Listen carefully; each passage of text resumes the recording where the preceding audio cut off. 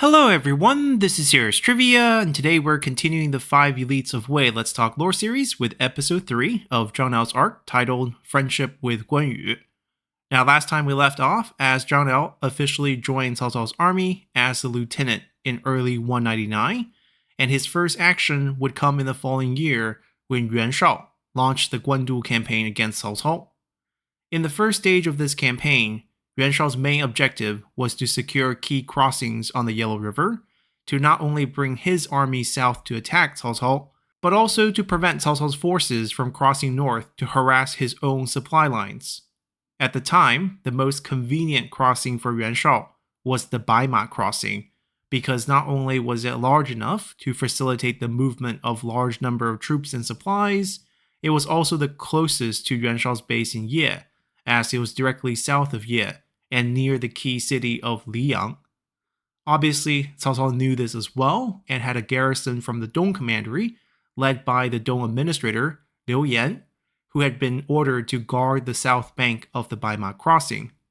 And thus the first battle of the Guandu campaign would happen here at Baima, when Yuan Shao's vanguards under the commands of Guo Tu, Chun Yuqiong, and Yan Liang started their assault on Liu Yan's position.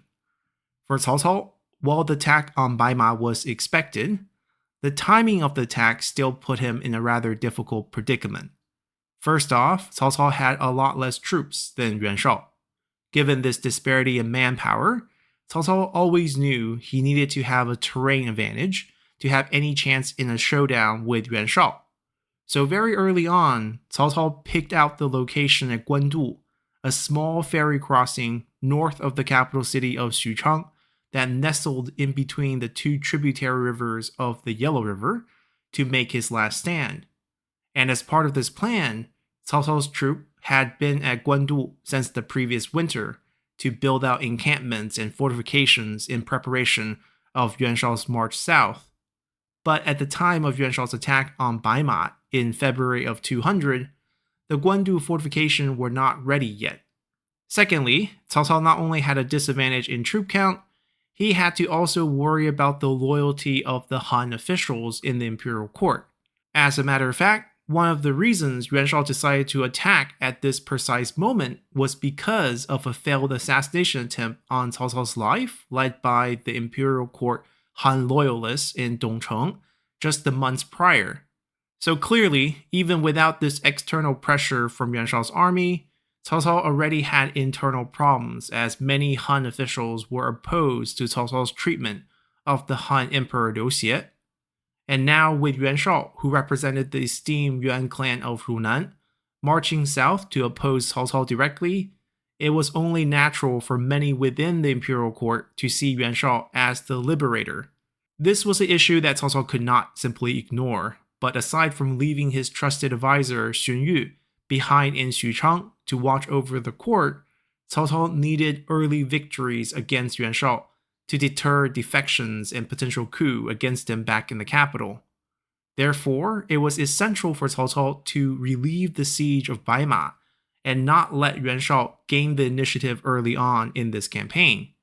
But at the same time, Cao Cao needed to avoid getting dragged into a full-scale showdown at Baima where he did not have the terrain advantage. So, following the plans laid out by his advisor Xun Yu, Cao Cao decided to swing his army west towards another crossing at Yanjing, west of Baima, instead of marching directly to reinforce Baima crossing. The goal of this maneuver was to convince Yuan Shao that Cao Cao's intention was to cross north with his army at Yanjing to raid and harass Yuan Shao's supply lines from the rear, as a means to slow down Yuan Shao's main army at Baima. To prevent this, Yuan Shao ordered his vanguard army to split in two, with Guo Tu and Chun Yuqiong being sent to answer Cao Cao at Yanjing, while Yan Liang was left alone to siege Baima. When this decision was being made, Yuan Shao's own strategist, Zhu Shuo, warned against leaving Yan Liang alone because he felt that Yan Liang was a fierce fighter, but he was also rash and had a petty disposition to be entrusted for such an important task. But Yuan Shao did not agree with Zhu Shuo's assessment and went ahead with this deployment. Now, this is where things got interesting, because the actual goal of Xun You's plan was never to have Cao Cao cross north at Yanjing. Instead, the goal was to simply trick Yuan Shao into thinking that, so that he would split up his vanguard force, with Cao Cao's main force acting like bait at Yanjing to attract Yuan Shao's attention. A small detachment of troops led by Guan Yu and Zhang Liao were sent to relieve Liu Yan's forces at Baima. Now, for those who might be confused, Guan Yu was serving Cao Cao at this time because Cao Cao had defeated Liu Bei in the Su province before the start of the Guandu campaign. And while Liu Bei and Zhang Fei managed to escape amidst the chaos of the battle to eventually join Yuan Shao, Guan Yu, who was defending the city and Liu Bei's family, was forced to surrender to Cao Cao on the conditions that he would one day be allowed to return to Liu Bei's side and that Liu Bei's family would be kept safe. Now, in the novel Romance of the Three Kingdoms, the friendship and mutual respect between Guan Yu and Zhang Liao was a major plot point, as Guan Yu would first plead mercy on Zhang Liao's behalf after the siege of Xiapi, before Zhang Liao would eventually help Guan Yu negotiate his favorable surrender to Cao Cao after Liu Bei's defeat in the Su province. Historically, though, neither of these events happened, and Guan Yu's relationship with Zhang Liao were more acquaintances who were aware of each other when Liu Bei first took refuge under Liu Bei. Logically, it would also not make sense for Guan Yu to befriend an officer of the person who backstabbed and stole the Su province from his own liege in Liu Bei. But because it makes for a good story to have two of the more famous generals during this time period to become best friends, various sources, including folklores and opera, manufactured this fictional friendship until eventually this relationship cemented itself in the popular conscious after romance adopted this version of the story as well. In any case, Zhang Liao and Guan Yu would get to know each other quite well in this battle as they rushed together towards Baima to face off against Yan Liang's forces. At this time, Guan Yu was a lieutenant general, while Zhang Liao was just a lieutenant, so Guan Yu was in charge of this operation, and when their forces arrived at Baima, Zhang Liao was given command of the troops to engage with Yan Liang's army head-on, while Guan Yu personally hunted for Yan Liang. Amidst the fighting, Guan Yu eventually managed to identify Yan Liang by locating his command platform, which had this ornate overhead covering meant to block out the sun, but Yan Liang probably never could imagine that this decorative command platform would become his downfall, as once Guan Yu spotted him, he immediately charged deep into Yan Liang's lines, cutting a path directly to Yan Liang before slaying Yan Liang in a brief exchange. And not only did Guan Yu kill Yan Liang outright on the battlefield, he also managed to behead Yan Liang with his spare sword before riding out of the enemy formation with their commander's head in tow. Unsurprisingly, Yan Liang's troops quickly lost their will to fight after witnessing such an inhuman display of strength, and the siege of Baima ended with an astounding victory for Cao Cao's side. Now, unlike in romance, historically, Guan Yu and Zhang Liao remained behind at Baima after this battle, and did not go on to participate in the subsequent Battle of Yanjing, where Yuan Shao sent his other esteemed general in Wen Chou to attack Cao Cao's forces directly. So in other words, Guan Yu only killed Yan Liang historically, and not Wen Chou. But the manner in which he killed Yan Liang far surpasses how it was portrayed in romance, as there was no duel, and there was no red hair speed advantage, because Guan Yu never actually received the red hair horse from Cao Cao in history, since war horses typically only live 5 to 7 years, and thus Lu Bu's original horse would never have made it to Guan Yu's hand. Now, while Yuan Shao would take losses at both the crossing battles at Baima and Yanjing, there was no way that Cao Cao could block Yuan Shao's army forever at the Yellow River, so when the preparations at Guandu was completed, Cao Cao pulled back to Guandu as Yuan Shao finally crossed the Yellow River in July of 200, and by August, the siege of Guandu officially started.